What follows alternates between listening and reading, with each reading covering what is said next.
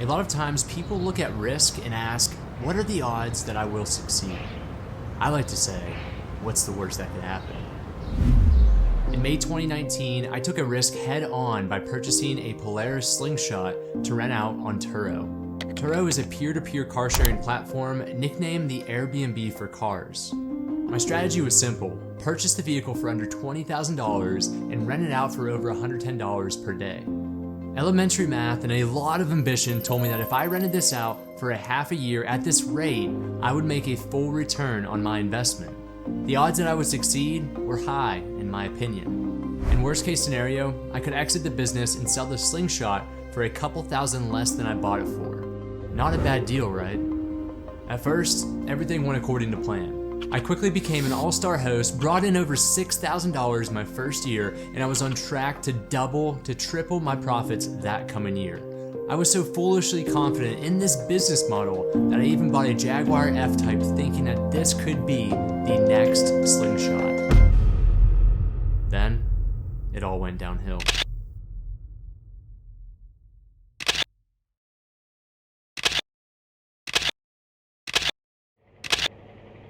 In less than 2 years, my worst case scenario quickly became my best and only case scenario.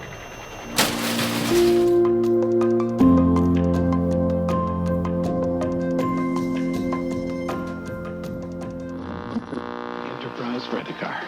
Look to us for special delivery. Call us. We'll arrange to pick you up at your home, office, or repair shop. In the 1990s, car sharing quickly grew in popularity as business travel became more frequent. Decades later, peer-to-peer or P2P car sharing began its takeover as the internet expanded. Most P2P car sharing companies were founded right after the Great Recession between 2008 and 2011. Turo, founded in 2009 and previously called Relay Rides, is one of the few companies that were able to pivot and survive over the past decade. Today, Turo operates in over 56 countries with a fleet size of 350,000 cars.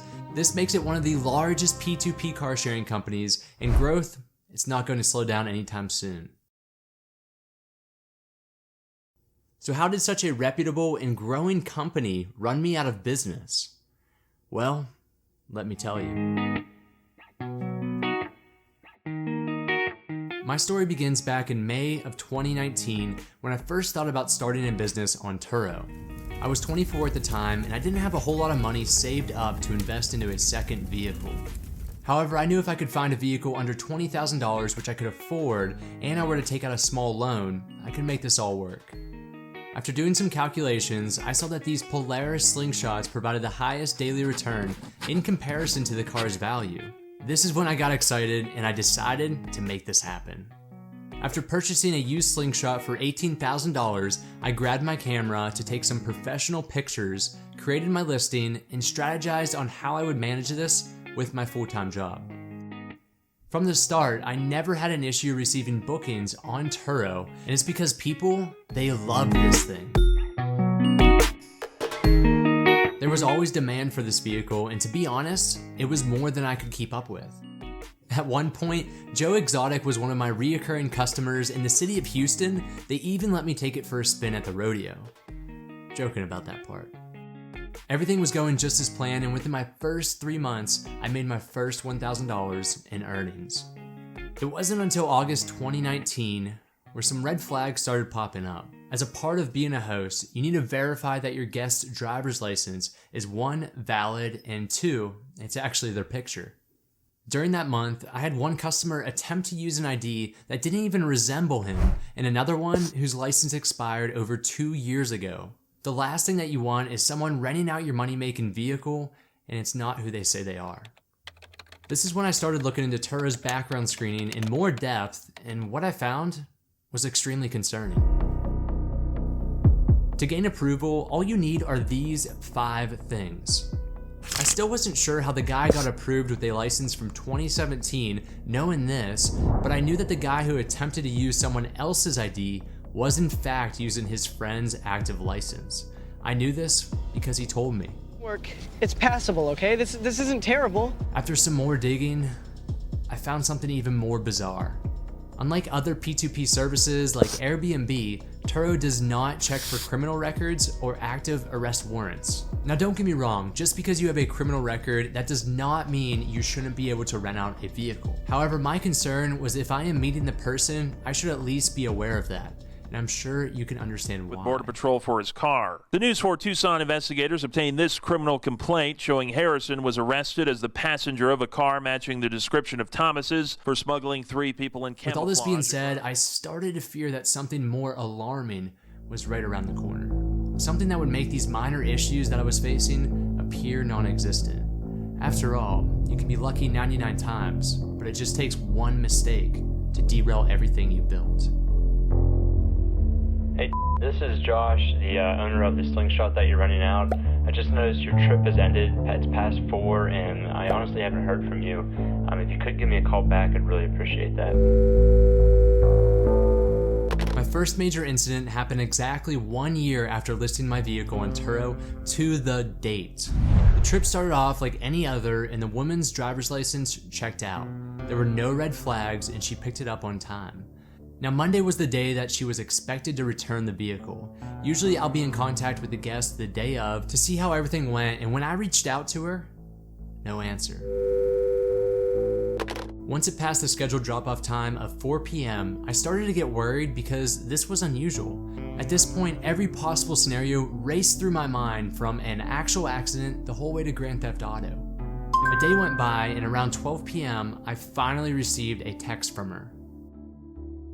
I was extremely relieved at this point that she wasn't in an accident and she was safe.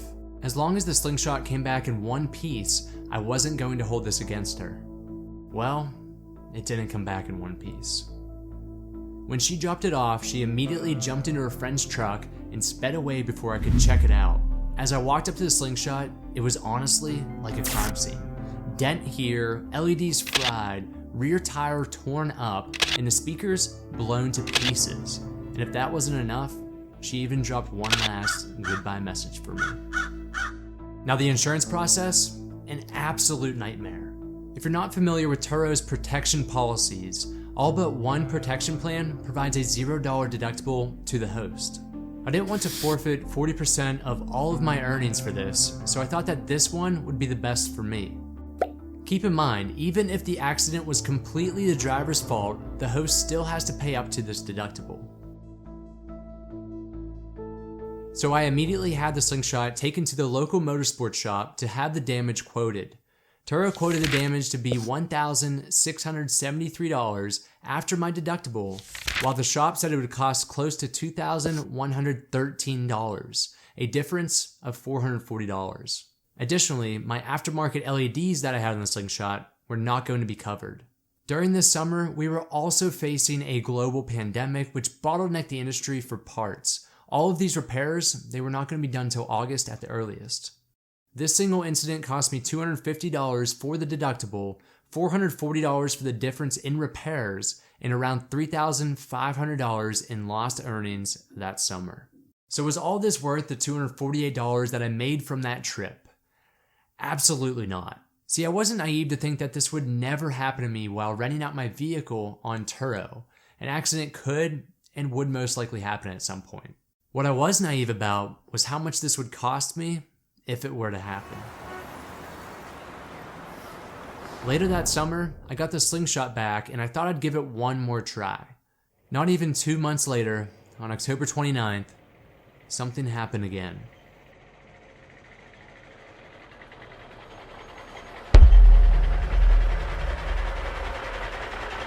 Normally when a customer drops off the Slingshot, they would park it and cover it where I left it for them, near the house. This customer did leave it in the driveway, however it was fairly close to the street, as you can see from this animation. Now it's my fault that I did not move the Slingshot closer to the house, but in all fairness, this all happened while I was asleep. It was still in the driveway and any capable driver shouldn't hit it, especially head on. So let's break down the footage so you have a better understanding what actually happened and how I investigated it. So the customer dropped off the Slingshot around 11 p.m. the day before their scheduled drop-off window. I was not aware that they were going to do this. Around 2 a.m., a white pickup truck can be seen backing up on the street in this footage. In just a matter of seconds, the driver pulls forward and swerves to the right. At this moment, the truck strikes the Slingshot's front bumper, moves it back, the driver hits my beautiful drain that I put in, and speeds off, making this a classic hit and run. Now you're probably thinking, who was this driver and how did I make sure that justice was going to be served? Just you wait. The first thing that I looked for were the plates. The plates were not legible due to the quality of this video. In a white Chevy pickup truck, it's pretty common. However, there were two unique aspects of this truck. One was the black toolbox in the bed, and the other were the blacked out wheels. It wasn't a plate number, but it was something to work with. Oddly enough, I knew that I've seen this truck somewhere, but I just wasn't sure where. I started thinking, what if this was the customer who wrecked the Slingshot back in May getting some type of revenge? After all, she got in a truck, right? That would be a great story, but I was able to eliminate her in this scenario since the trucks did not match up. I then turned my attention to old trip photos. After hours of digging through these photos to see if it was a previous customer's vehicle, I stumbled upon something that blew my mind. The white pickup truck. In the background of one of my trip photos from just a week before the accident, you can clearly see the white pickup truck in the background with the black toolbox and black wheels. Coincidence? No way. I knew at this moment it was my neighbor or somebody they knew. So I walked over to my neighbors who were 3 roommates, I showed them the evidence that I compiled, and they immediately knew who it was. It ended up being one of the roommates' boyfriend who occasionally stopped over. Case closed. I must say, during this entire time, I felt like a detective trying to find out who the killer was. So if my online businesses do not end up working out, I think I'll become Turo's first full-time detective. So what about the insurance and what happened to the Slingshot? This accident actually happened outside of an ongoing Turo trip since the customer dropped it off early. Therefore, Turo was not going to cover a thing, surprisingly, so this had to all fall under my personal auto policy that I had on the Slingshot. Once I had the damage quoted, it ended up being over $6,000 in parts and labor, a complete shock to me and my business. I decided at this very moment that I was done, and after the Slingshot was completely fixed in May 2021, I sold it. So did I fall into some bad luck, or is this a common occurrence renting out vehicles on Turo? Is Turo worth it, in my opinion? From what I could dig up online and stories from other hosts that I've heard, this is inevitable. Whether it's a Slingshot, a Maserati, or your grandmother's Honda Accord, someone will end up damaging your vehicle at one point or another. If you're willing to accept that reality, I think Turo can supplement your income. Just know that one of these incidents can really set you back with lost revenue and a hefty deductible payment.